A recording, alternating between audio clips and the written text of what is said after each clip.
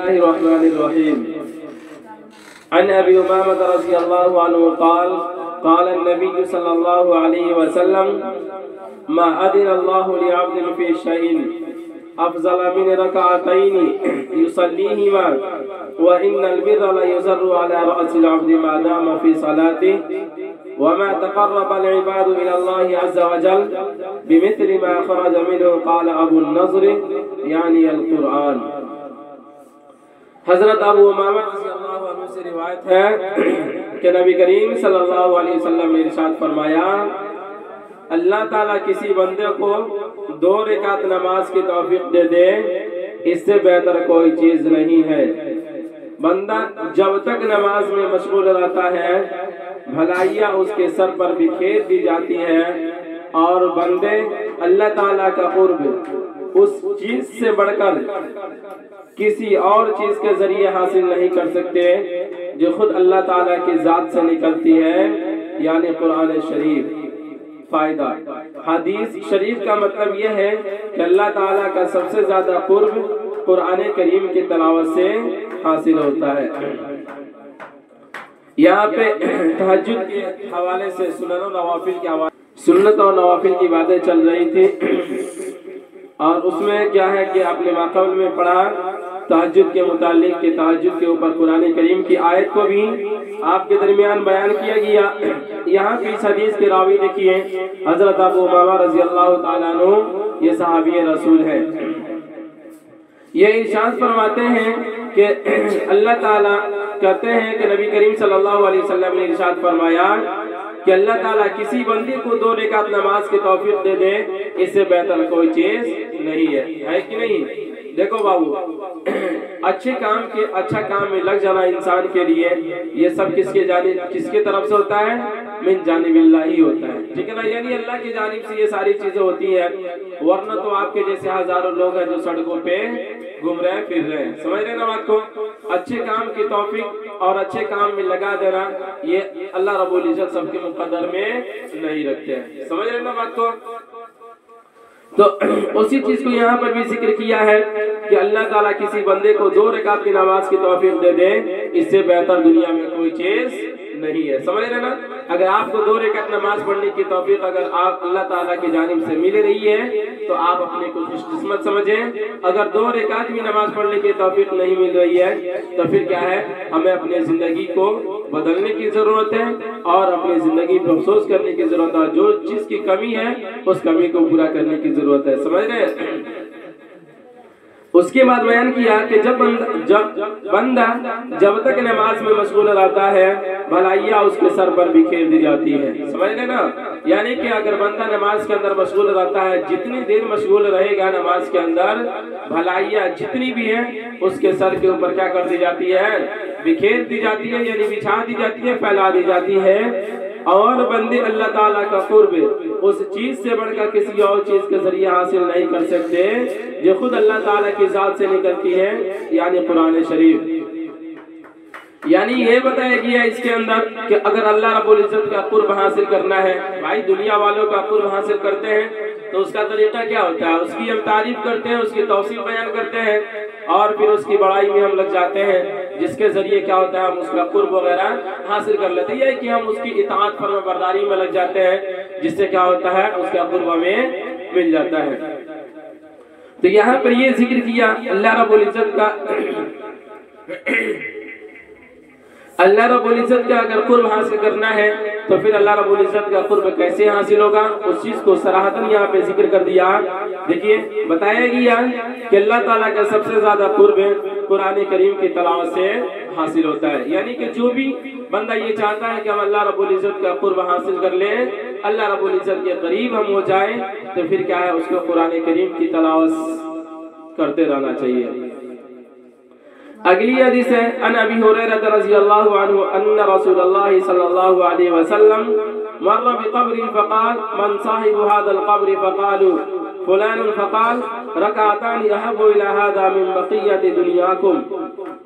حضرت ابو ہریرہ رضی اللہ عنہ سے روایت ہے کہ رسول اللہ صلی اللہ علیہ وسلم نے ارشاد فرمایا کہ رسول اللہ صلی اللہ علیہ وسلم ایک قبر کے پاس سے گزرے آپ نے دریافت فرمایا یہ قبر کس شخص کی ہے؟ صحابہ نے عرض کیا فلاں شخص کی ہے۔ آپ صلی اللہ علیہ وسلم نے ارشاد فرمایا اس قبر والے شخص کے نزدیک 2 رکعتوں کا پڑھنا تمہاری دنیا کی باقی تمام چیزوں سے زیادہ پسندیدہ ہے۔ فائدہ رسول اللہ صلی اللہ علیہ وسلم کا ارشاد کا مقصد یہ ہے کہ 2 رکعت کی قیمت تمام دنیا کے ساز و سامان سے زیادہ ہے۔ اس کا صحیح علم قبر میں پہنچ کر ہوگا۔ یہاں پر یہ دیکھیے اس حدیث کے راوی حضرت ابو ہریرہ رضی اللہ تعالیٰ عنہ ہے، یہ بیان کرتے ہیں کہ نبی کریم صلی اللہ علیہ وسلم کا گزر ایک مرتبہ کہاں سے؟ ایک قبر کے پاس سے ہوا۔ کہاں سے ہوا بابو؟ ایک قبر کے پاس سے ہوا۔ تو آپ صلی اللہ علیہ وسلم نے ارشاد فرمایا، پوچھا لوگوں سے، پوچھا کہ یہ قبر کس کا ہے؟ تو لوگوں نے بتایا فلاں شخص کا، یعنی نام ذکر کیا ہوگا بٹ یہاں پہ نام نہیں بتایا، بیان کیا، ٹھیک ہے نا، بتایا کہ فلاں شخص کی یہ قبر ہے۔ تو آپ صلی اللہ علیہ وسلم نے ارشاد فرمایا اس قبر والے شخص کے نزدیک 2 رکعتوں کا پڑھنا تمہاری دنیا کی باقی تمام چیزوں سے زیادہ پسندیدہ ہے۔ یعنی اس کا مطلب یہ ہوتا ہے کہ 2 رکعت نماز پڑھنا دنیا کے تمام ساز و سامان سے بہتر یہ چیز ہے، سمجھ رہے نا، دنیا کے تمام چیزوں سے یہ بہتر ہے۔ اسی چیز کو یہاں پہ ذکر کیا کہ 2 رکعت کی قیمت تمام دنیا کے ساز و سامان سے کیا ہے؟ زیادہ ہے۔ اگلی حدیث دیکھتے ہیں، ان ابی ذر رضی اللہ عنہ ان النبی صلی اللہ علیہ وسلم خرج زمن الشتاء والورق يتهافت فأخذ بغصنين من شجرة قال فجعل ذلك الورق يتهافت قال فقال يا أبا ذر قلت لبيك يا رسول الله قال إن العبد المسلم لا يصلي الصلاة يريد بها وجه الله فدهافت عنه ذنوبه كما يتهافت هذا الورق عن هذه الشجر۔ حضرت ابو ذر رضی اللہ عنہ فرماتے ہیں کہ ایک مرتبہ نبی کریم صلی اللہ علیہ وسلم سردی کے موسم میں باہر تشریف لائے، پتے درختوں سے گر رہے تھے۔ آپ صلی اللہ علیہ وسلم نے ایک درخت کی 2 ٹہنیاں ہاتھ میں لی، ان کے پتے اور بھی گرنے لگے۔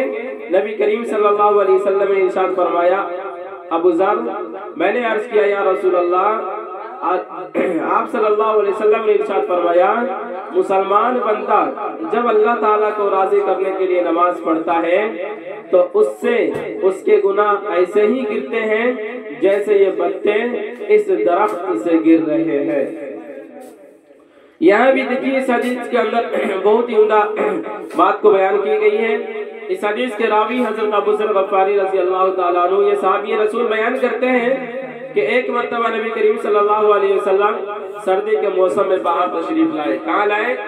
باہر تشریف لائے، اسی کو کہا خرج زمن الشتاء، ٹھیک ہے نا، باہر تشریف لائے، پتے درختوں سے گر رہے تھے، یعنی کہ دیکھا ٹھنڈی کے موسم میں درخت کے جو پتے تھے وہ کیا ہو رہے تھے؟ زمین پہ گر رہے تھے۔